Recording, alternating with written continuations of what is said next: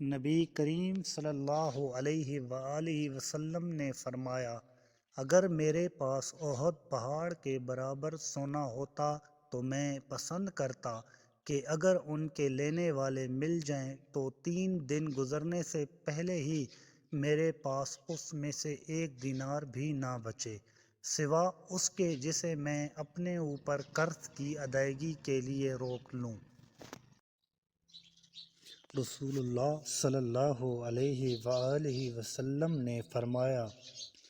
اس ذات کی قسم جس کے ہاتھ میں میری جان ہے، میری آرزو ہے کہ میں اللہ کے راستے میں جنگ کروں اور قتل کیا جاؤں، پھر زندہ کیا جاؤں، پھر قتل کیا جاؤں، پھر زندہ کیا جاؤں، پھر قتل کیا جاؤں۔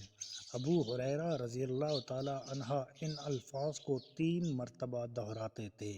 کہ میں اللہ کو گواہ کر کے کہتا ہوں